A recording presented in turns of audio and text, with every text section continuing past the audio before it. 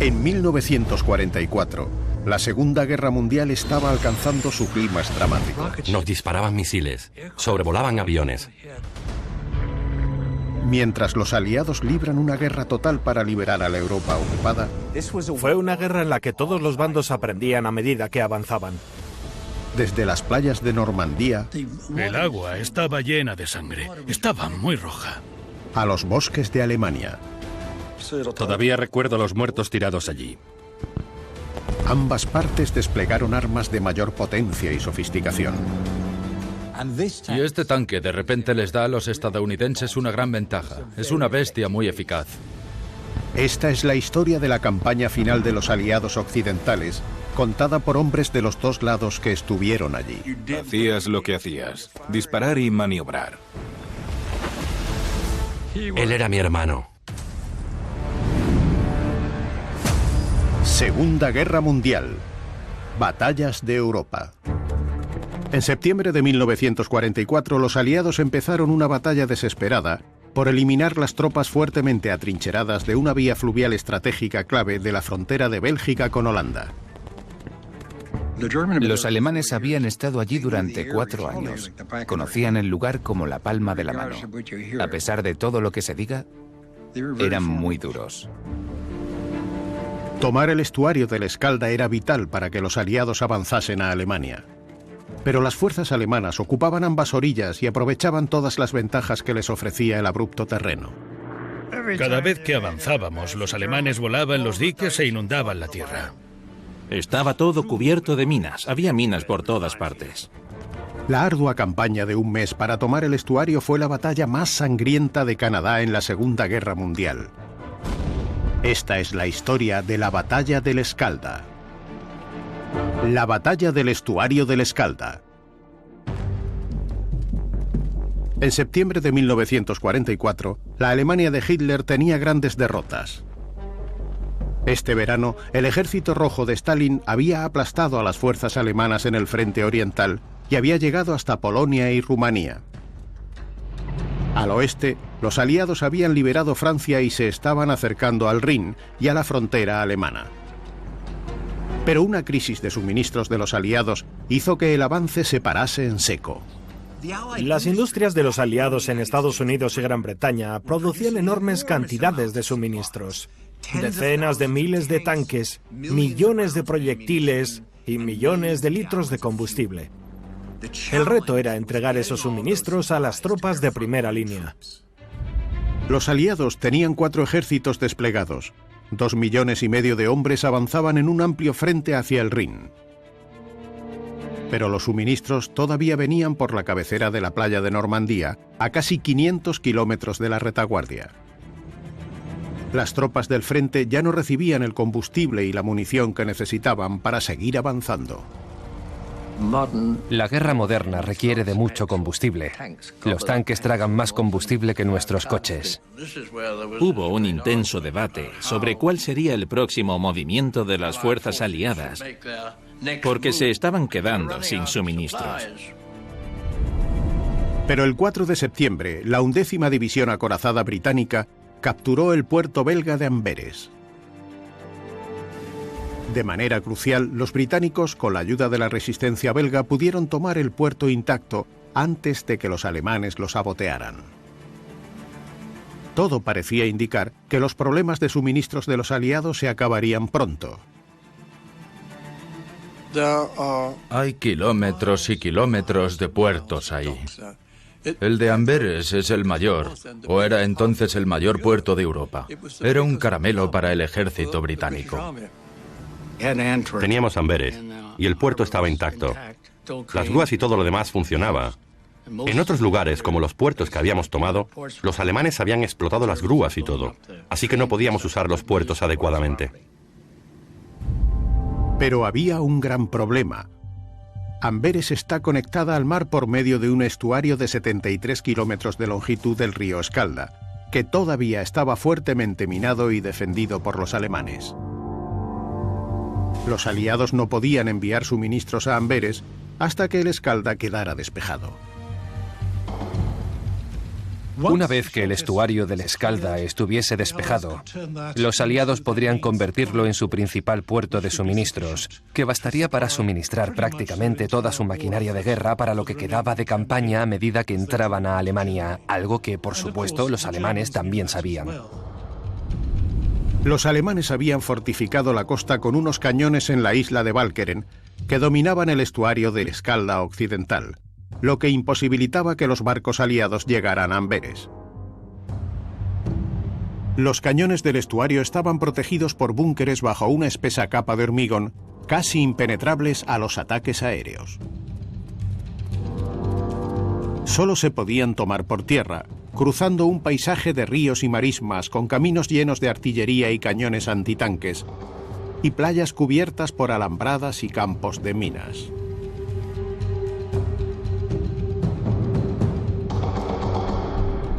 Esta tarea titánica le fue encomendada al primer ejército canadiense, una fuerza multinacional formada por 2 divisiones de infantería canadiense y otras 2 británicas, más una división acorazada canadiense y otra británica. El ejército incluía a veteranos de Normandía, pero su experiencia de combate ganada con esfuerzo se diluía ahora por la llegada de reclutas novatos para reemplazar las bajas. Algunos de ellos no llevaban en el ejército ni 6 meses. Llegaban del extranjero, cruzaban el canal en camiones hasta el frente y nos los dejaban. Intentamos enseñarles, pues no sabían cómo cargar un fusil ni cómo preparar una granada. No sabían nada del trabajo de infantería. Al mando del ejército estaba el teniente general Guy Simonds. Simonds era un soldado nato que había ganado la Espada de Honor de la Real Academia Militar de Canadá, un experto en el desarrollo cambiante de la guerra, y su ascenso a comandante superior había sido vertiginoso, tras liderar una división en Sicilia y una unidad en Normandía. Cuando su jefe, el teniente general Crerar, al mando del primer ejército canadiense, cayó enfermo, Simonds era el claro sustituto y a los 41 años se convirtió en el comandante más joven de los aliados occidentales durante 7 años. Era el típico británico canadiense. Había nacido en Gran Bretaña. Su padre había sido oficial del ejército británico y su abuelo oficial del ejército de la Compañía de las Indias Orientales. Muy respetado por Montgomery, por Eisenhower y por Bradley. A diferencia del comandante del primer ejército canadiense, el general Sir Harry Crerar, con el que resultaba difícil trabajar. Otra forma de verlo es que respetaban a Simonds como oficial porque pensaba lo mismo que ellos y porque Montgomery y otros muchos veían que era más fácil cooperar con él. El trabajo de Simonds fue más complicado debido a grandes discrepancias sobre la estrategia de los aliados en otoño. El comandante supremo aliado, el general Eisenhower, prefería avanzar hacia Alemania en un frente amplio. Pero el mariscal Bernard Montgomery pensaba que una sola ofensiva en el río Rin permitiría que los aliados llegaran a Berlín y terminaría la guerra para Navidad. Si se lograba, las defensas alemanas en el Escalda no importarían. Así que en septiembre de aquel año, el avance de Simonds hacia el Escalda se detuvo mientras Montgomery lanzaba su ambiciosa operación aerotransportada llamada Market Garden. Pero Market Garden fue un desastre. Los paracaidistas tomaron los puentes y los retuvieron hasta que llegamos. Nosotros relevamos a los paracaidistas estadounidenses en el puente de Nimega. Y el siguiente era el de Arnhem. Ese fue el que no pudimos alcanzar. Allí nuestros paracaidistas cayeron y fuimos masacrados. Las fuerzas aerotransportadas tenían el puente de Market Garden demasiado lejos. Contaban con eso y fracasaron. Así que dijeron, bueno, tenemos que ir a Amberes. El fracaso de la operación Market Garden no solo acabó con vidas y recursos. Al retrasar la ofensiva canadiense en el Escalda, la misión se había complicado mucho más. Los alemanes aprovecharon las 4 semanas de respiro para trasladar miles de refuerzos, posicionándolos por todo el estuario. Para cuando Montgomery aceptó que despejar el estuario del Escalda debía ser su nueva prioridad, las defensas alemanas ya eran más fuertes que nunca. En octubre de ese año, los aliados occidentales contaban con el primer ejército canadiense para que hiciera el trabajo.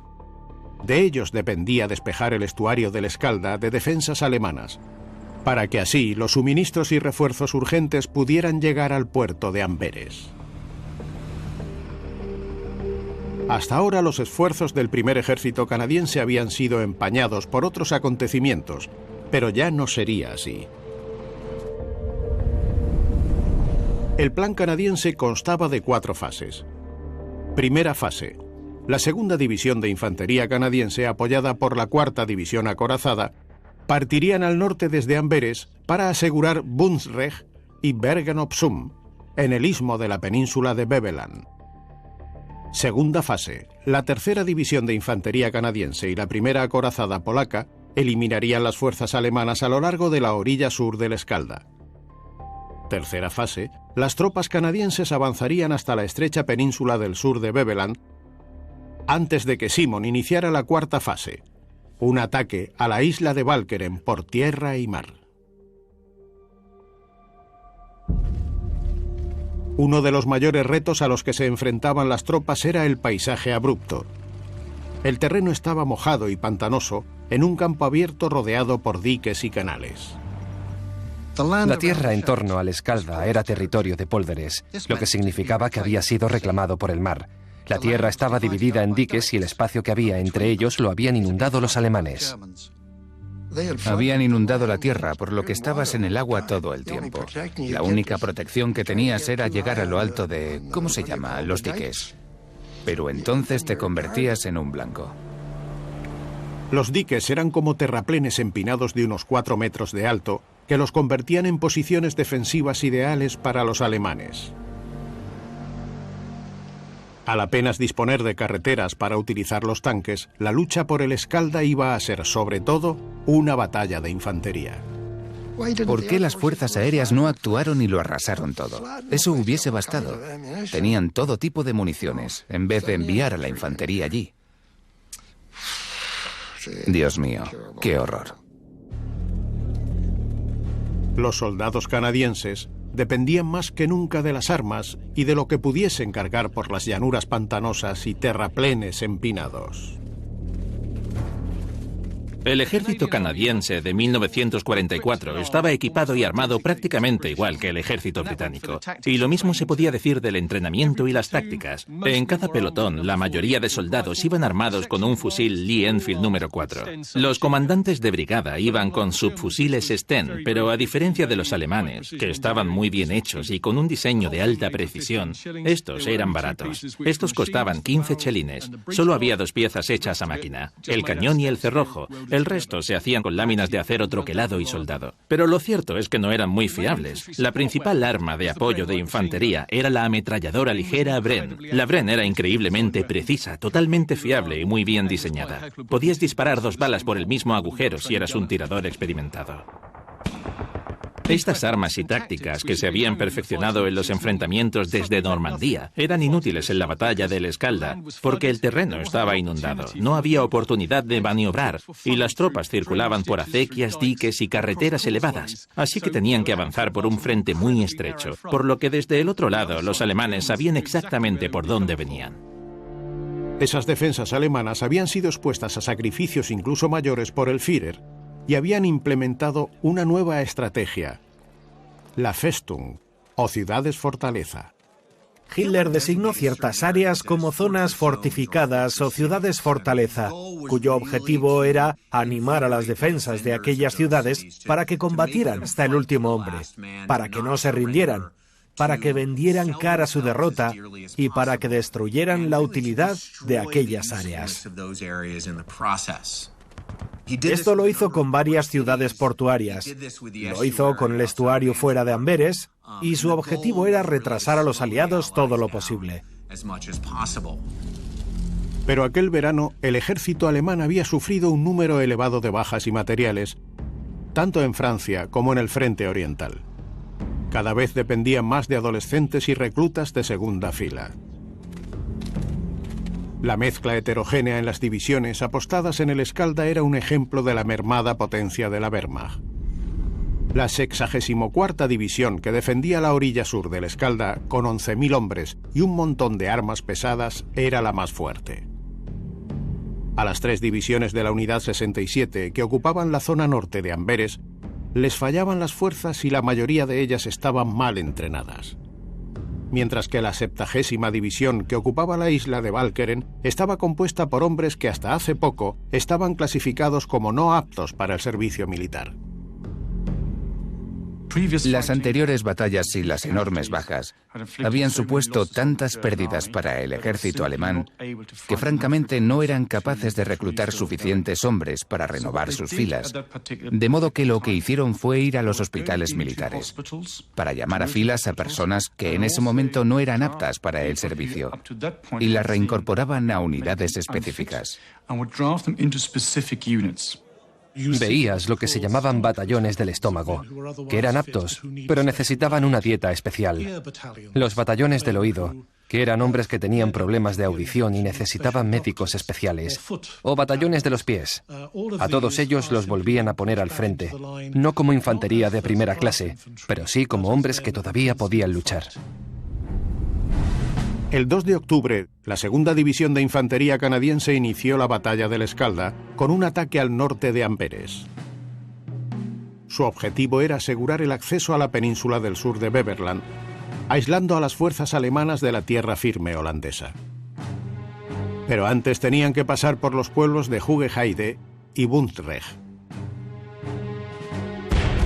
Al principio, los canadienses realizaron progresos constantes, superando a la esporádica resistencia alemana y liberando varios pequeños pueblos de la frontera belga-holandesa. Pero a medida que se acercaban a su objetivo, se toparon con fuertes líneas defensivas de barricadas, fosos antitanques y armas de asalto. Los aliados encontraron las típicas defensas alemanas bien organizadas durante la batalla. Los alemanes contaban con mucho tiempo para prepararse antes de que viniéramos. Recuerdo que incluso tenían números en lo alto de los tejados. Por ejemplo, el 264. De esa forma, cuando la infantería veía el número, pedían fuego de artillería. Así podían saber enseguida dónde estábamos y siempre nos bombardeaban. Pero tenían mucho tiempo para prepararse. El 7 de octubre estalló una batalla encarnizada en torno a Hooge-Heide y Bundsrecht, en la que los alemanes estaban determinados a mantener el control del acceso crucial del sur de Beverland. La ciudad de Hooge-Heide tenía vistas a Bundsrecht. Contaba con artillería pesada y morteros a muy poca distancia. En aquella colina casi podías distinguir a los soldados que las manejaban. El 15º ejército alemán tenía órdenes claras de su comandante. La gente de Alemania y el Führer os están viendo. Eso les decían. Las defensas del Escalda deben resistir hasta el final. Ese comandante era el general Gustav Adolf von Zangen, un oficial experimentado que había liderado una división en el frente oriental y comandado el 15º ejército en la región francesa de Calais 6 semanas antes. A pesar de los fuertes ataques aliados, había conseguido llevar sus unidades a Holanda para establecer una robusta línea defensiva alrededor del Escalda. Era un comandante muy determinado y dejó claro a sus tropas que la batalla en el estuario del Escalda era de extrema importancia para el futuro rumbo de la guerra y de Alemania. A pesar de lo que anunciaba la propaganda alemana, en otoño de 1944 no había suficientes tanques alemanes. Las pocas unidades acorazadas a disposición de von Zangen dependían de cañones de asalto móviles más sencillos, aunque altamente efectivos. Al principio de la Segunda Guerra Mundial, los alemanes habían desarrollado un vehículo llamado cañón de asalto o Sturmgeschütz. La idea era coger el chasis de un tanque, poner un cañón de obús de apoyo en él, con una superestructura encima que ayudase a la infantería a atacar posiciones organizadas. Tras la invasión de Rusia en junio de 1941, Hitler propone que se le añada un cañón antitanque de 7,5 centímetros al chasis del Sturmgeschütz. Eso convierte al vehículo en el arma antitanque perfecta. Una de las ventajas del Sturmgeschütz era que tenía un perfil bajo, ya que carecía de torreta, y eso hacía que fuera un arma eficaz que se podía ocultar. Además, al ser más pequeña, era menos vulnerable a los impactos. A medida que la guerra avanzaba, los alemanes intentaron reforzar el blindaje, pero estaban perdiendo varios de sus centros de producción. Así que si echáis un vistazo a este modelo de Sturmgeschütz, este refuerzo en el blindaje que se ha colocado en la parte delantera es en realidad hormigón usado para reforzar los niveles de protección de la tripulación en el interior. El problema es que esto no puede girar como una torreta de 360 grados, así que es perfecto para defenderse, pero no tan bueno para atacar. Los cañones de asalto que frenaron el avance canadiense en Hooge-Heide pertenecían a la Kampfgruppe alemana o grupo de combate. La casi total destrucción de la organización del vasto ejército alemán al oeste implicaba que muchos soldados no estaban en las mismas unidades en las que habían empezado. Estas unidades no estaban organizadas, habían sufrido muchas bajas, de modo que los alemanes pensaron que la mejor manera de utilizarlas era reunir un grupo informal, un Kampfgruppe, y devolverlas a la batalla. Este Kampfgruppe en particular es un buen ejemplo de ello. A este Kampfgruppe o grupo de batalla lo nombraron Chill, en honor al oficial al mando, el general Chill. Un informe de la inteligencia canadiense lo catalogaba como un comandante militar muy decidido y hábil. Formaron un grupo de batalla de aproximadamente 3.000 hombres, compuesto de lo que quedaba de 3 divisiones de infantería, principalmente de la 85ª División de Infantería.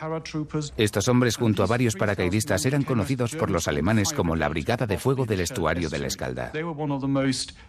Eran los hombres más resistentes y experimentados en formaciones de combate que tenían los alemanes, así que cuando había una batalla complicada, los mandaban a ellos.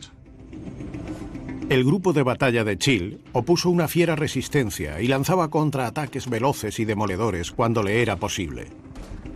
De repente, los canadienses se encontraron en uno de los combates más duros desde Normandía. Las unidades corrían el riesgo de fatigarse debido a la intensidad de los combates, y para un regimiento esto iba a ser un desastre.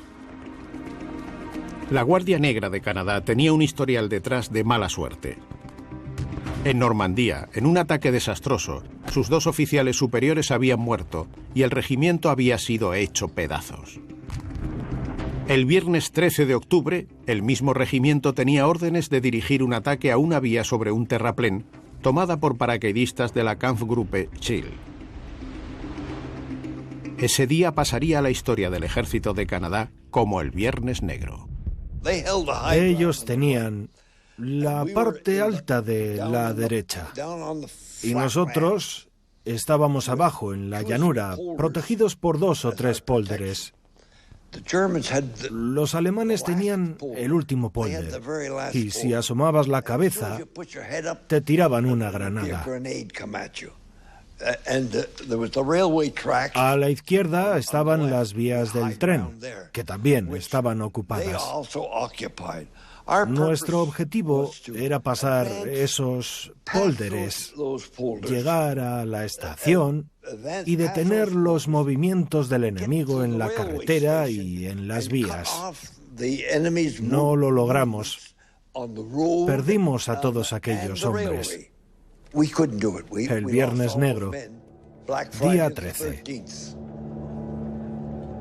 Las 4 compañías atacantes de la Guardia Negra perdieron 150 hombres y el terraplén siguió en manos alemanas. Uno de los principales problemas a los que se enfrentaron los canadienses, que llevó a esta alta tasa de bajas, es el hecho de que las comunicaciones eran muy malas. Cuando la compañía C empezó su ataque, el bombardeo preliminar se produjo demasiado pronto, 30 minutos antes de que la infantería empezara a atacar, lo cual da a los alemanes el tiempo suficiente para volver a sus posiciones y preparar las armas para el avance canadiense.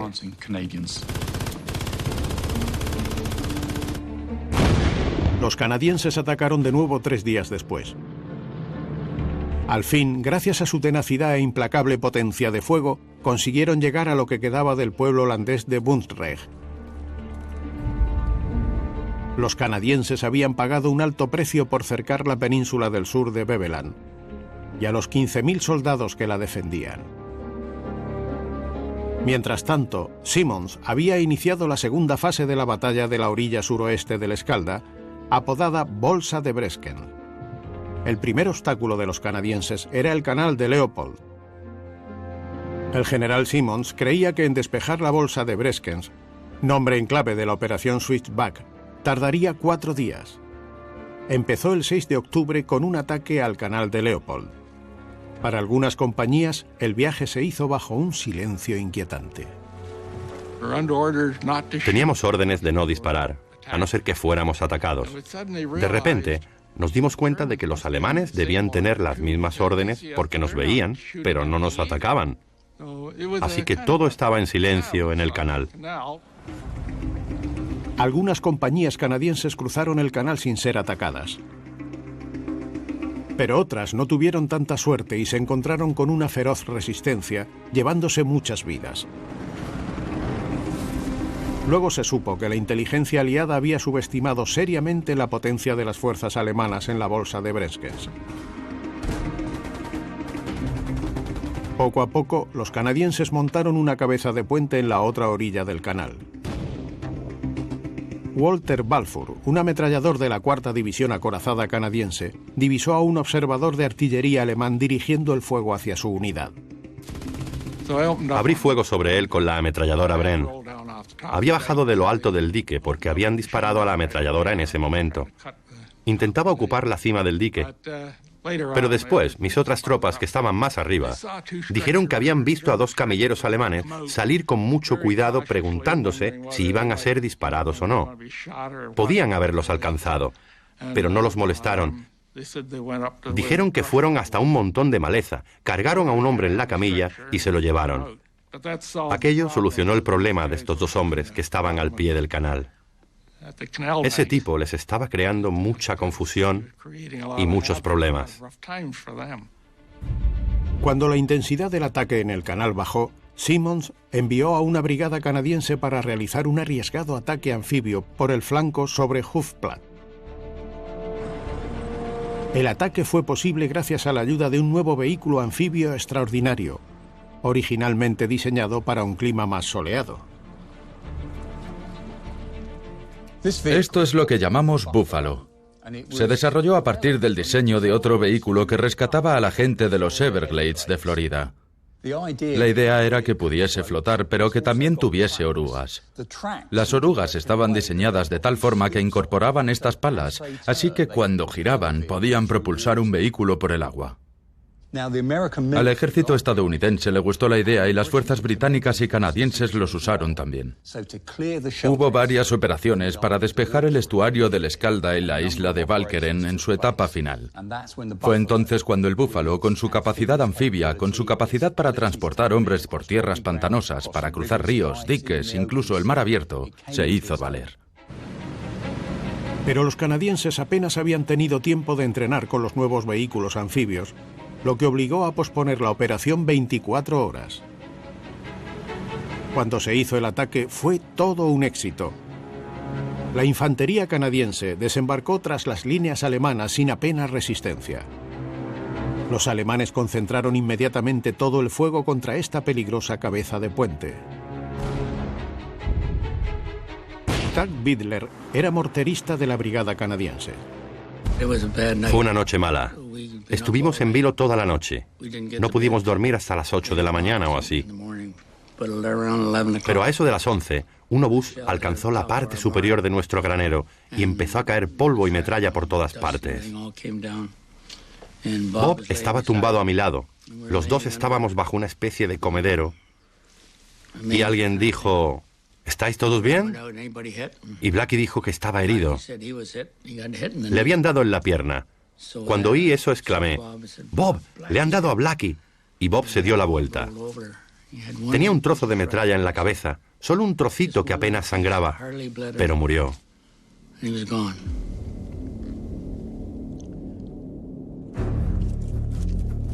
Durante 3 días, Doug Bidler y sus compañeros aguantaron en su frágil posición. Por fin, los tanques y la infantería de la 4ª División Acorazada Canadiense se abrió paso para relevarles. La posición alemana en la bolsa de Breskens estaba ya perdida, pero el comandante alemán ordenó a sus hombres seguir luchando, a pesar de que muchas de las unidades de primera línea habían perdido la 1/3 parte de sus hombres y la mayoría de supervivientes estaban dispuestos a rendirse. La 3ª División Canadiense emprendió un avance táctico implacable sobre la bolsa de Breskens, aplastando cualquier punto de resistencia alemana con fuego concentrado de artillería y ataques aéreos. Ogill Stuart, veterano del día D, entró en lo que parecía ser un pueblo holandés recién liberado. Cuando entré en el pueblo, todo estaba en un silencio sepulcral. Ni un alma, ni un sonido. De repente, del molino que había detrás de mí, salió el alcalde con unas 20 personas de su pueblo.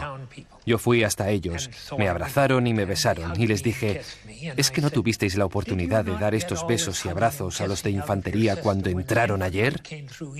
Y respondieron, usted es el primero. La infantería fue repelida por los alemanes. Están a 1,5 kilómetros o así que usted es el primero.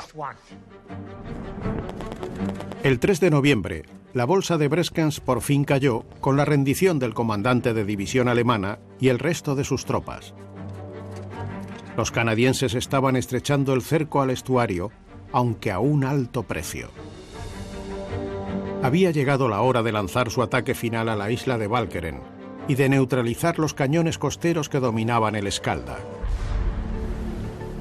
Para ambos lados se esperaba un otoño húmedo y gélido en la costa holandesa. No había ni un solo hombre cuya principal prioridad no fuese encontrar un sitio caliente y seco donde dormir. Daba igual que fuese alemán. Lo que querían saber era dónde encontrar un sitio caliente y seco donde dormir. Todos estábamos casi inconscientes. Hacía frío. Se estaba formando hielo en el borde del canal. La hierba estaba cubierta de escarcha blanca.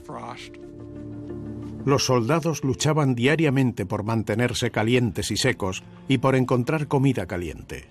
En el Escalda hacía un frío polar. Los canadienses luchaban con gabanes gruesos de lana, llevaban pasamontañas, chalecos de cuero, todo lo que les mantuviera calientes y repeliera el agua. Las raciones de los canadienses y británicos no eran nada del otro mundo. De hecho, distaban mucho de ser los menús del ejército estadounidense. Entre las cosas que llevaban en sus raciones diarias había 10 de estas galletas, que eran un sustituto del pan. Se podían partir para hacer pan rallado y otras cosas. Había extractos de carne, bloques de harina de avena, 2 barritas de chocolate, caramelos, chicles y sal. Todo tipo de cosas para comidas muy sencillas. Lo cocinabas todo en este mini hornillo de hexamina que llevabas en tu mochila y se abría así. Tenías también tabletas de encendido, un combustible que se colocaba en el espacio de debajo y una vez encendido, colocabas la comida dentro de una cazuela, la ponías encima del hornillo y cocinabas. Otra innovación de la época eran las latas autocalentables de comida, como esta lata de sopa de sucedáneo de tortuga. La idea era que cogieras tu navaja, le hicieras 2 agujeros a cada lado de la tapa, quitaras el tapón y luego encendieras la mecha que había dentro y la dejabas reposar durante 5 minutos, de modo que cuando la abrieras tenías una sopa caliente lista para comer. Añadido al malestar general de las tropas canadienses, había una crisis creciente debido a la fatiga de combate. La 2ª y 3ª División de Infantería habían estado prácticamente en continuo combate desde Normandía, y por una ley canadiense que gobernaba el servicio en ultramar, no recibían suficientes suplentes de casa. El ejército canadiense estaba empezando a tener importantes problemas de personal a finales de 1944, además de las bajas que habían tenido en anteriores combates. El ejército canadiense de Europa estaba compuesto de hombres que se habían presentado voluntarios para salir de Canadá y luchar en Europa. No todo el mundo hacía eso, y eso implicaba que faltasen hombres que estuvieran dispuestos a luchar en Europa occidental. Aparte de la propia escasez, las tropas canadienses que ya estaban en Europa estaban empezando a desgastarse y no parecía que fueran a recibir apoyo. Cada vez más soldados canadienses empezaban a desmoronarse debido al esfuerzo, ya fuera porque estuvieran heridos, enfermos o exhaustos por la batalla. En la Primera Guerra Mundial lo llamaban neurosis. Nosotros lo llamábamos fatiga de combate. Un tipo tenía fatiga de combate y tras un par de semanas en acción no aguantaba más. A la mayoría los enviaban a lo que llamábamos campos de descanso. Les inyectaban un sedante y los dejaban dormidos un día o dos para que se recuperaran. Estaban ahí durante 3 o 4 días y después los mandaban de vuelta. En teoría, si ibas al campo de descanso más de una vez, te mandaban a un batallón de trabajo. Pero teníamos tan pocos hombres que no teníamos batallones de trabajo, que yo supiera. Así que nos los seguían mandando. Era una vergüenza. Algunos desertaron. Conocí a un tipo que era muy buen amigo mío y un soldado excelente, pero que cuando empezaban a caer proyectiles de mortero, se levantaba y empezaba a correr en círculos. Tenía que saltar sobre él para reducirle. A veces le pegaba para conseguir que se callara. A pesar de la crisis creciente por la falta de hombres, la Segunda División de Infantería canadiense debía jugar un papel decisivo en la tercera fase de la batalla del Escalda. El general Simmons quería atacar por el oeste a lo largo de la estrecha península, en el marco de la Operación Vitality, antes de llevar a cabo el ataque final a las baterías costeras de la isla de Walcheren. Así que los agotados canadienses se prepararon para otro ataque en diques rotos y campos inundados. Se iban a enfrentar a los soldados del 6º Regimiento de Paracaidistas alemán, muchos de los cuales estaban tan cansados física y psicológicamente como los canadienses. Aunque la lucha por la ocupación del Escalda parecía cada vez más perdida, los alemanes seguían luchando tenazmente. Por lo menos, se habían librado las últimas semanas de ataques aéreos de los aliados debido al mal tiempo y a las densas nubes. Pero cuando escampaba, los Hawker Typhoons y los Supermarines Spitfires, armados con lanzamisiles y cañones, llegaban en bandadas para bombardear las posiciones de los alemanes. John Thompson era un piloto canadiense a los mandos de un Typhoon lanzamisiles. Para los que estaban en tierra sonaba como si se acercara un tren expreso. Disparaban en ráfagas.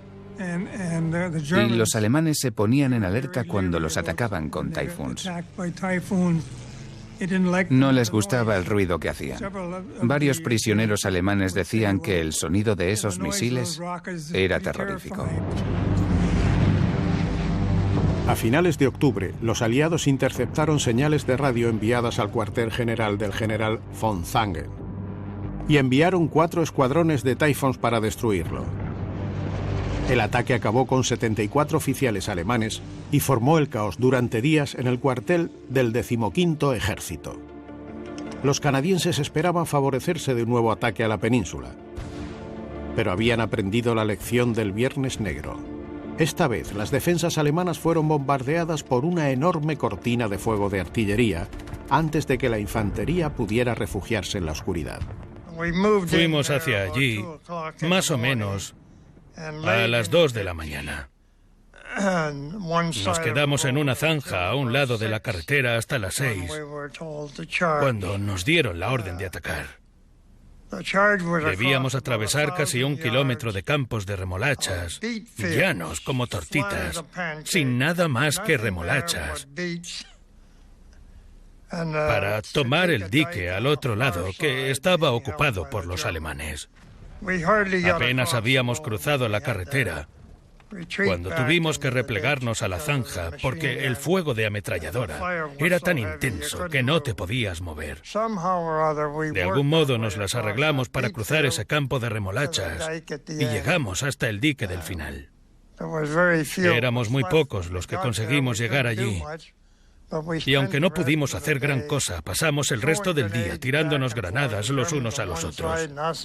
Los alemanes a un lado y nosotros al otro. Solo había muerte. Los heridos quedaban tirados en el campo gritando de dolor. La infantería canadiense consiguió avanzar y al final del primer día ya habían roto la primera línea de defensa alemana y tomado 120 prisioneros. Pero el siguiente obstáculo era aún mayor: el canal del sur de Beveland. Las defensas alemanas de la parte sur de Beveland se concentraban en torno a este canal. El canal era un gran obstáculo para las fuerzas aliadas y les resultaba muy difícil cruzarlo bajo ese fuego. Por tanto, los alemanes lo incluyeron en la parte integral de su plan defensivo. En lugar de atacar por el frente, el general Simmons ordena un ataque por el flanco con la 52ª División de Infantería, usando los búfalos para desembarcar en Judekenskirke. De golpe, esta audaz operación anfibia pasó sobre el canal inutilizándolo como posición defensiva. Las tropas alemanas se apresuraron a regresar a la isla de Walcheren, donde harían su última resistencia, protegidos por fortificaciones de hormigón y baterías costeras. 4 semanas antes de la batalla del Escalda, los aliados se estaban acercando a su objetivo: los cañones navales de la isla de Walcheren. La isla de Walcheren bloqueaba el final del estuario del Escalda. La isla estaba fuertemente defendida por los alemanes. Era fundamentalmente muy plana y baja. Estaba rodeada por un dique. Los alemanes habían construido fortines de hormigón con cañones que coronaban la cima del dique. Hasta que no se tomara la isla de Walcheren y se neutralizaran sus cañones pesados, ningún barco aliado podía cruzar el Escalda para llegar a Amberes, y el avance hacia Alemania se detuvo por falta de suministros. En ese momento, el general Dasser, al mando de lo que Hitler llamaba con optimismo la fortaleza norte del Escalda, solo disponía de parte de la 70ª División de Infantería y el 89º Regimiento de Fortificación y 2 batallones de cañones navales. Las órdenes del Führer eran claras: combatir hasta el último hombre. Mientras tanto, el comandante canadiense Guy Simmons planeaba otra intrépida operación anfibia para un ataque final a la isla de Walcheren. Primero, la RAF bombardearía Beskapelle, destruyendo el dique exterior de la isla y permitiendo que el mar inundara el interior. Después lanzaría 2 ataques anfibios realizados por la infantería escocesa y comandos de la Marina Real, que desembarcarían en Flesinga y Beskapelle, mientras la 2ª Infantería canadiense atacaría por el este por el estrecho canal que separa Walcheren de tierra firme. Montgomery agrupó una fuerza de ataque enorme para tomar la fortaleza de Walcheren. Un montón de lanchas de desembarco, de vehículos anfibios Búfalo y miles de hombres. El plan era esencialmente una réplica del que se había producido en Normandía el 6 de junio de 1944, un bombardeo inicial contundente seguido de una oleada de lanchas de desembarco y vehículos anfibios que llevaron a los hombres hasta la orilla para capturar la fortaleza y abrir finalmente Amberes a los barcos de suministro aliados. Los canadienses empezaron su ataque el 31 de octubre. Sin embargo, se dieron cuenta de que el canal era demasiado profundo para llegar a pie y demasiado pantanoso para los barcos de asalto. La única opción era avanzar por la carretera elevada de Walcheren, una sola vía estrecha de 1,5 kilómetros de longitud. Una compañía tras otra era enviada a la carretera, que al final quedaba acorralada por un intenso fuego alemán. Ponían a los hombres en fila y los enviaban por esta maldita carretera. Y no te podías mover. Los alemanes estaban al otro extremo. Empleaban los cañones franceses de 75 milímetros como si fueran ametralladoras para atacarles por el centro. Y seguían mandando más y más hombres. Nosotros le dábamos fuego de cobertura. Lo crean o no, me fumé un paquete de 100 cigarrillos en unas 3 horas. Me encendía uno tras otro. No parábamos de cargar la Bren. Conseguimos alcanzar a media docena de alemanes o así. Pero eso fue todo. Con los canadienses acorralados en la carretera, el éxito del ataque dependía del desembarco anfibio de Simmons. Los bombardeos de la RAF habían sido todo un éxito. Habían abierto enormes boquetes en los diques, inundando la isla. El camino estaba despejado para que los vehículos anfibios aliados golpearan el corazón de las posiciones defensivas alemanas. Cuando empezó el ataque, los vehículos anfibios como este Búfalo entraban por esos boquetes, rodeaban la parte trasera de los diques y atacaban a las defensas alemanas por detrás. Los búfalos eran perfectos para esto, porque no solo podían llevar a los hombres a tierra, sino que además estaban blindados por delante, como en este modelo de Búfalo LVT-4, e incorporaban cañones Polsten de 20 milímetros y ametralladoras Browning, que les ayudaban a abrir fuego de supresión a las posiciones alemanas a medida que se acercaban a la orilla y dejaban a la infantería para que terminara el ataque. El soldado Jim Kelly era parte de la oleada de ataque de los Búfalo, pero las cosas no salieron exactamente como planeaban. Unos iban en las lanchas de desembarco de tanques y nosotros íbamos en los Búfalos, aunque dentro de la misma lancha. Así que nos quedamos allí dentro. El Búfalo era cuadrado por dentro. Salimos de la lancha de desembarco en el Búfalo, pero enseguida nos quedamos varados en el agua. No llegamos más lejos, así que tuvimos que salir y llegar a tierra vadeando. Fue un desembarco mojado, un día de frío del 1 de noviembre. En Flesinga, el puerto principal de la isla, el ataque pilló por sorpresa a los alemanes y las tropas británicas salieron prácticamente ilesas del desembarco. Pero la resistencia se intensificó a medida que se movían tierra adentro. Pronto se vieron envueltos en violentas luchas callejeras que duraron varios días. Mientras, frente a la costa de Vescapelle, un destacamento de avanzada de lanchas de desembarco se enfrentaba a las baterías costeras con misiles y cañones. Estaban atacando las baterías, pero era prácticamente una lucha desigual. Perdieron a unos cuantos, pero al menos hicieron su trabajo. Alejaron el fuego de nosotros. Así pudimos entrar y subir donde estaban las baterías. Aprovechando la cobertura de esta cortina de fuego, los marines llegaron a tierra con pocas bajas. En las playas y diques solo encontraron resistencia alemana esporádica, pero el fuego de mortero ocasional y las minas provocaron un número de bajas constantes. Las minas S alemanas, conocidas también como Bausch-Betis, eran letales. Llegamos a la cima, hasta la parte de arriba de las dunas, y luego empezamos a correr, y nos arriesgamos a ir sobre las minas. Pero lo que solíamos hacer en los campos de minas era ir deprisa, porque cuanto más rápido corrieras, si pisabas una mina, más posibilidades tenías de que no te pasara nada. Porque tardaban casi 4 segundos en saltar al aire, a una altura de 2 metros, antes de explotar, en bolitas de metralla. Así que si corrías lo suficientemente rápido, podías librarte. De hecho, así era, funcionaba. Los combates en la isla de Walcheren duraron 8 días. Hasta que el 8 de noviembre los alemanes empezaron a rendirse. A la mañana siguiente, salieron con todo su equipo recogido y sus pequeñas mochilas y demás cosas. Salían y se rendían. Con las baterías costeras neutralizadas, los cazaminas de la Marina Real se pusieron en funcionamiento, despejando el estuario del Escalda para los barcos de suministro aliados. El 28 de noviembre, el primer convoy aliado cruzó el Escalda para descargar sus valiosos suministros en el puerto de Amberes.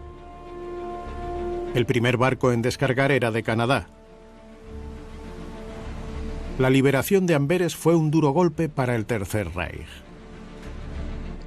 La importancia que tenía el Escalda y Amberes se ve claramente por la reacción del enemigo. Se lanzaron más cohetes V2 a Amberes que a cualquier otro sitio durante esa parte de la guerra.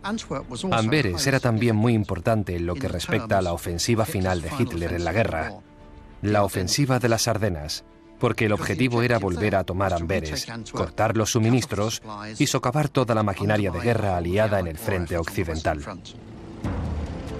La batalla del Escalda fue una campaña muy reñida de 5 semanas, dirigida por las tropas canadienses, que pagaron un alto precio por su éxito. Cerca de 7.000 de las 12.000 víctimas aliadas fueron canadienses. La batalla costó a los alemanes entre 10 y 12.000 hombres y más de 40.000 prisioneros. La victoria cambió la situación de los aliados occidentales y garantizó a sus fuerzas el combustible y la munición que necesitaban para el avance final a Alemania. Pero muchos canadienses piensan que fue una victoria por la que su país no recibió el reconocimiento que merecía. El primer barco en surcar el Escalda fue un destructor canadiense. Y de entre todos los dignatarios de diferentes regimientos alguien dijo: ¿dónde están los canadienses? Nadie nos invitó. A pesar de todo lo que pasamos y de todo lo que hicimos en la batalla del estuario del Escalda.